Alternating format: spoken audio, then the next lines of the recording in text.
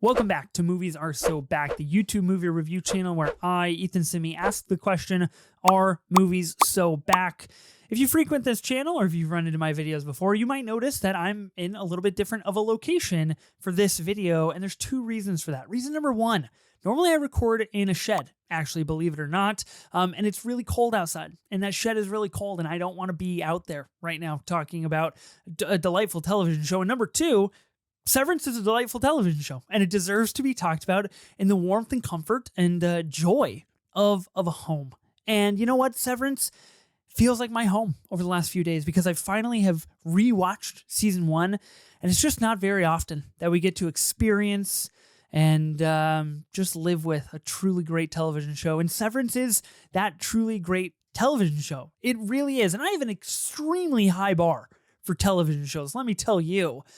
But Severance, it does it, man. Severance is that show. This video is just going to be a kind of stream of consciousness dump about my thoughts and ideas and review about season one as a whole, preparing to go into season two that comes out on January 17th on Apple TV Plus. When I'm recording this video, it's only a few days away, which is truly exciting. This is not going to be a here's everything you need to know to go into season two.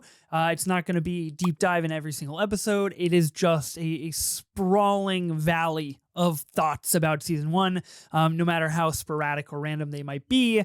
So here we go. First thought right out of the gate. How the hell have we, as a society, lasted 3 years waiting for this show? Look, here's the thing. Give the creators as much time as they need. Truly, I understand. It takes time to make things like this. I'll wait another 3 years if I have to. But for those that have recently rewatched, or if you remember, I won't explicitly spoil it for those that maybe haven't seen it or are doing a rewatch right now and have forgotten what happens. The final episode of Severance season one, it's just an all-timer. It's crazy and it's incredible. And I can't believe that we have lived with that cliffhanger for 3 years and we have not known what happens next. Like, how the fuck has that even happened? That's crazy. It's truly crazy. And I'm just like brimming, just overcome with excitement to see what happens in season two. I love the pacing of season one. Honestly, I felt like it really worked effectively as kind of a 3-act structure over the course of 9 episodes. If you kind of divide it into threes, it does really feel like it accomplishes what it sets out to do. The first 3 episodes feel very kind of patiently aware, I guess, if that's a thing, that they are taking their time introducing you to our characters of Mark and Helly and Irving and Dylan and Miss Casey and Mr. Milchek and all these people to make you really feel at home at Lumen, and I think it does that incredibly successfully. The second act are where things start to get a little bit awry and start to get a little bit weird and uneasy, and it works very well. And then the final act, the back 3 episodes, where things kind of jump to the next level. And I think that Severance has accomplished a really good structure with that. Now, I think it'll be interesting because season 2 has 10 episodes, so we do get that additional episode in season 2.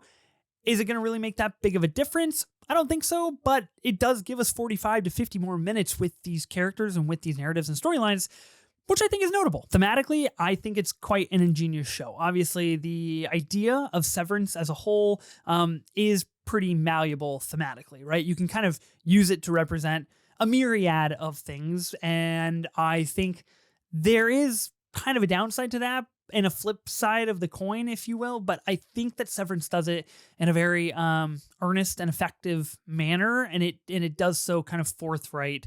It uses Severance knowingly to communicate these thematic ideas, right? So like Mark is going through the loss of a loved one and grief, and Severance tells us how humans tend to deal with those things and how Severance might be the easier option in that. Of course, later on in the season, we see that Severance is being used for childbirth as well. So you do get this kind of moralistic flip side of like, what should we use Severance for? And I love that it does so to multiple effects. So obviously I mentioned Mark and dealing with a loved one.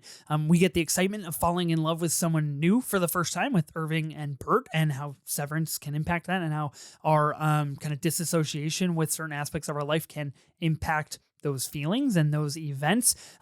We get a really interesting commentary, and I think quite a brilliant commentary on how mega corporations use asinine incentives to employ their labor and their stupid workforce that they think that they have. I just think there's a lot of good things at the core of Severance. Again, like, I think that's what makes this show so successful. Next thing, I hate Miss Cobell. Hate her. Just detest her. I think shout out to Patricia Arquette for portraying this person in a truly significant manner where I don't like when they're on screen. I think that's the point of the character, obviously. But I hope in season 2 that Miss Selvig or Miss Cobell, however you want to go about it, I hope she gets her comeuppance. I hope she gets a little bit of what's deserved, because she is seemingly a pretty terrible person that is trying to thread the needle between the Lumen Corporation and also the understanding of how Severance can negatively impact someone like Mark. But I can't stand her. She's the worst. Rickon is just barely below Dylan in terms of the funniest character of the entire series. These guys lights out every time that they speak. Would I read Rickon's book? Do I want to read Rickon's book? No, but yes. Like really badly? Yes. I briefly mentioned this already, but the final episode of this season is an all-timer. It's like lights out. It's extremely good in all aspects of it. I really do think so. I think like the constant use of scoring and sound design is really, really brilliant to kind of elevate that pacing as we near the end, and some really climactic events. I think that the constant and quickening cuts between characters and their arcs is really well done and really stress-inducing.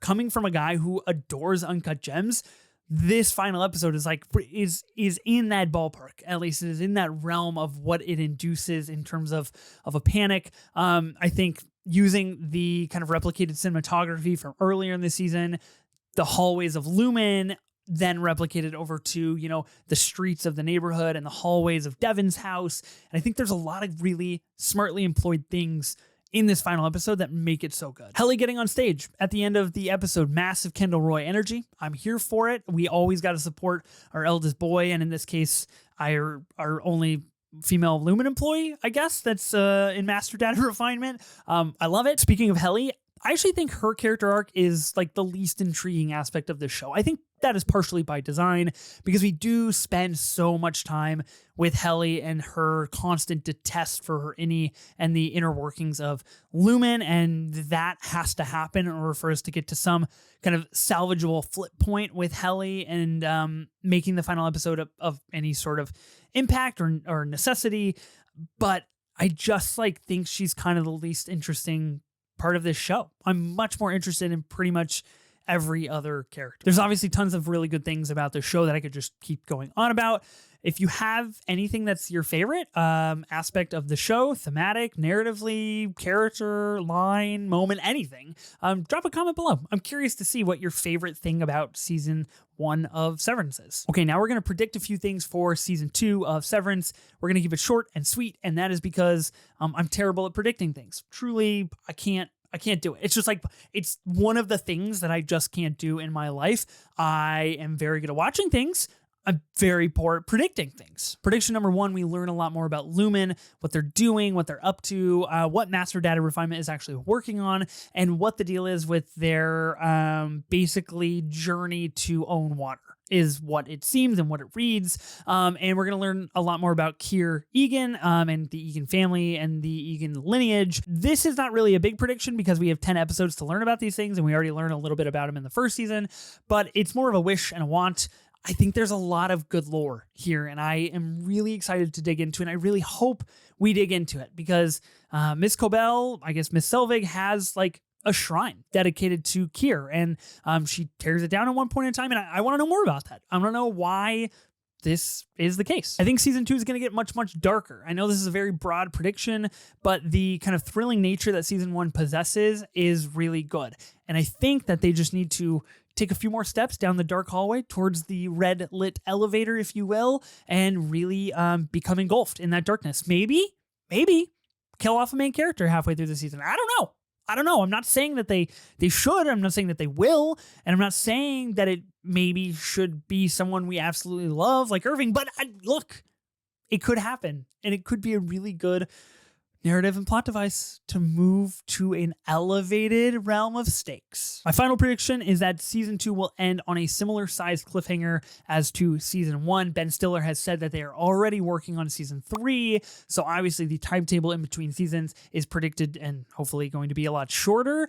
But with that in mind, I can only assume they're going to make another 9 or 10 episodes for season 3, meaning season 2 has to end on some massive cliffhanger. I think that cliffhanger will be that we get remarkably close. Mark, Helly, Irving, whoever.